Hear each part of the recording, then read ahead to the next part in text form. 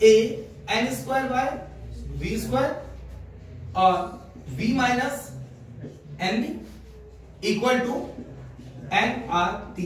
ये एक इक्वेशन थी मेरे पास, जहां पर ये v क्या था, वॉल्यूम ऑफ वेसल, वेसल मतलब पात्र का आयतन। क्लियर है?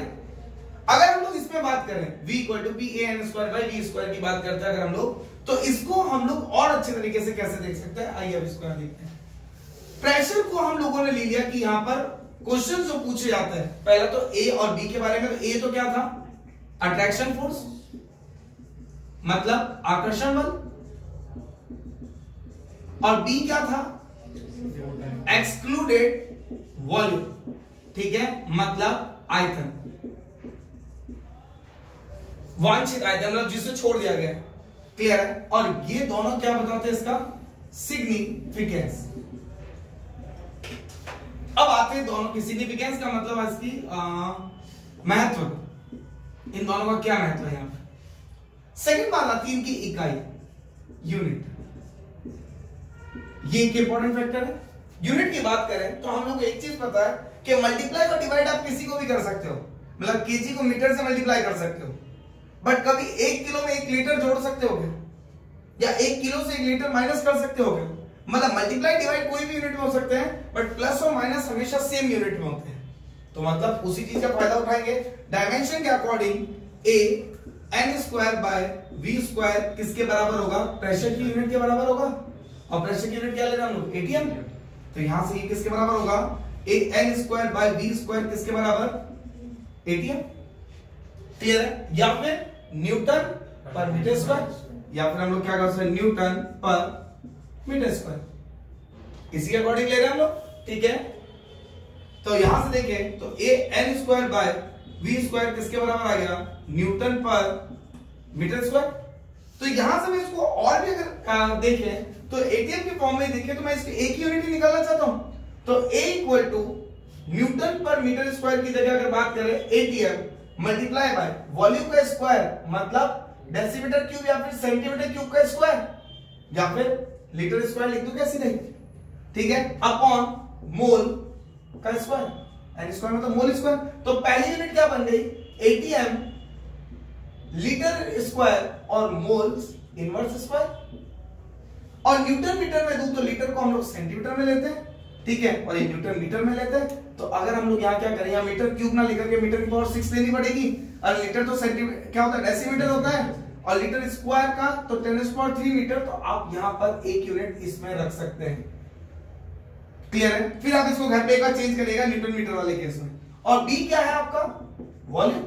तो एन डी भी किसके बराबर होना चाहिए, सेंटीमीटर क्यूब के बराबर, या फिर मीटर क्यूब के बराबर, या फिर डेसीमीटर क्यूब के बराबर। तो बी की यूनिट क्या आ गई, मोल इनवर्स सेंटीमीटर क्यूब, या फिर मोल इनवर्स डेसीमीटर क्यूब।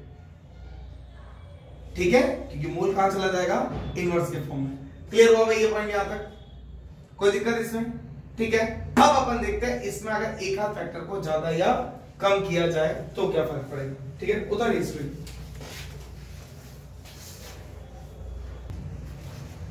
अब अपन देखते हैं कि इसका बाकी गैसेस वगैरह पे क्या इफेक्ट पड़ता है अगर मैं कंडीशंस चेंज कर दूं। जैसे मैंने बोला था कि आइडियल गैस तो कहां काम कर रही थी हमारी, लो प्रेशर और हाई टेम्परेचर पर। अगर मैं यहां पर बात करूं केस 1, पहले केस की, प्रेशर इज वेरी लो, अत्यधिक कम दाब, इसका मतलब लगभग P टेंड्स टू P तो 0 हो गया लगभग एक तरीके से। क्लियर है? और जो वॉल्यूम आ रहा है, तो वॉल्यूम क्या होगा, जब P 0 हो गया तो P इज 1/V था, तो ये तो इनफाइनाइट पे चला गया, ये किस में चला गया, इनफाइनाइट पे। इस कंडीशन पे तो क्या हो गया, P भी किसके बराबर हो गया, nRT के, क्योंकि जब V ज्यादा है तो V स्क्वायर क्या हो जाएगा, यहां इसको आप और भी देख लो कैसा है, जब V इनफाइनाइट है तो V स्क्वायर बहुत बहुत बहुत ज्यादा हो जाएगा, और जब V स्क्वायर बहुत ज्यादा हो जाएगा तो अपन क्या कर सकते हैं, P plus A N square by V square है, तो v स्क्वायर बहुत ज्यादा, तो टोटल वेक्टर 0 हो गया, तो इसका मतलब तो इक्विवेलेंट टू p आ गया ना। और v जब इनफाइनाइट है, तो जब v इनफाइनाइट है तो अपन ये मान ही लिया ना कि v बहुत ज्यादा हो गया, तो v इनफाइनाइट मतलब तो v तो रियल के बराबर है, आइडियल के बराबर आ गया, तो यहां पर pv किसके बराबर आ गया, nRT। केस फर्स्ट, ठीक है। केस सेकंड, केस सेकंड, यहां पे अगर हम लोग बात करते हैं कि P अगर लो हो, P कैसा है, लो है, जब P लो है तो V ज्यादा है, बट अब यहां से मैं क्या कर सकता हूं, V तो हमारा हाई हो गया, मतलब वहां से तो मैं V माइनस NV, जब V मेरा ज्यादा हो गया था किसकी इक्विवेलेंट मान लो इसको V को, बट P मेरा लो है, बट इतना भी लो नहीं है कि मैं P इक्वल टू उसको एक्सटेंड को मान ही लूं, फैक्टर को मैं कैंसिल ही कर दूं, तो यहां पर मेरा P प्लस आपकी क्या आएगा, A n square by V square multiply by V। Clear है, क्योंकि अब मैं इसको यहां पर नेग्लेक्ट नहीं कर सकता, ठीक है, इक्वल टू आपकी कितना आ गया, nRT, मतलब V माइनस NB को मैं V लिख सकता हूं, कि V मेरा ज्यादा हो गया, बहुत ज्यादा नहीं तो क्या ज्यादा तो हो गया, मतलब NB को 4 गुना लगभग हमारा हो गया, तो एक्सक्लूडेड फैक्टर निकालने की जरूरत नहीं है, मल्टीप्लाई किया PV प्लस किसके बराबर, A n square upon V equal to किसके बराबर, nRT।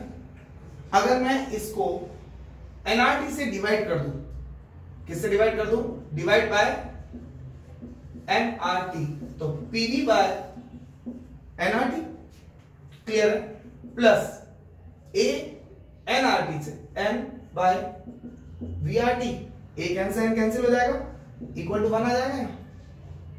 ये क्या बता रहा है, Z, अरे PV बाय RT Z था ना अपने पास, तो यहां से क्या आ गया, Z plus AN by VRT equal to 1, तो Z equal to 1 minus AN by VRT, या फिर मैं इसको Z equal to 1 minus A V by N RT, और वॉल्यूम बाय पर यूनिट ऑफ नंबर्स, मैं मोलर वॉल्यूम कह सकता हूं क्या, अरे 1 मोल का वॉल्यूम भी n मोल्स का अगर निकाला तो मैं इसको मोलर वॉल्यूम, 1 मोल का वॉल्यूम बोल सकते हैं हम लोग इसको, तो हम इसको क्या बोलते हैं, Z equal to 1 minus A VM RT।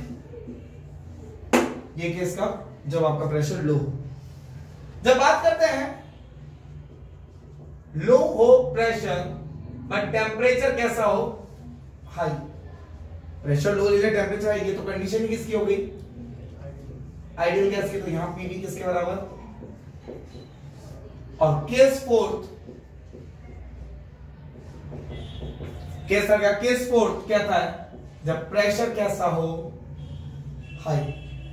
जब प्रेशर हाई हो गया अपने आप में, तो मेरे को एक्सक्लूड करने की जरूरत क्या है, मेरा प्रेशर ही हाई हो गया, तो मेरा अट्रैक्शन फोर्स को तो मैंने देखा ही नहीं, मैं तो पार्टिकल अभी भी उसी प्रेशर से आके टकरा रहा है, बट इस केस में मेरा वॉल्यूम मैं नेग्लिजिबल नहीं मान सकता कि प्रेशर कैसा है, हाई। तो मैं क्या करूंगा, प्रेशर जब हाई होगा तो P plus A n square by B square किसके इक्विवेलेंट हो गया, P, ठीक है, और वॉल्यूम V माइनस NB को मैं V minus NB as it is लिखूंगा, ठीक है, तो ये क्या आएगा, P V minus NB equal to nRT, PV minus PNB equal to nRT, वही डिवाइड बाय nRT, तो PV by nRT minus PNB by nRT equal to nRT by nRT equal to 1, ये क्या हो गया, Z minus PNB Punjab National Bank nRT equal to 1, ये होगी equation number second. मतलब पहले केस में आपने प्रेशर को 0 ही मान लिया, इस पूरे केस को हम लोगों ने क्या ले लिया, P के बराबर, प्रेशर को 0 मान लिया, एक्सक्लूडेड फैक्टर। अब मैंने सेकंड केस में क्या किया, हाई प्रेशर ले लिया, जब प्रेशर हाई लिया तो मुझे V माइनस NB को कंसीडर करना पड़ेगा। प्रेशर बहुत ज्यादा है मेरा, मतलब नंबर ऑफ पार्टिकल कुछ ना कुछ तो वहां पर है कि कोलिजन भी ज्यादा हो रहे हैं उनके, ठीक है, क्लियर हुई भाई इक्वेशंस दोनों, ठीक है, ये चारों केस आपको आने चाहिए, यहां से क्वेश्चंस आए हुए पेपर में, ठीक है, उतार दीजिए फटाफट।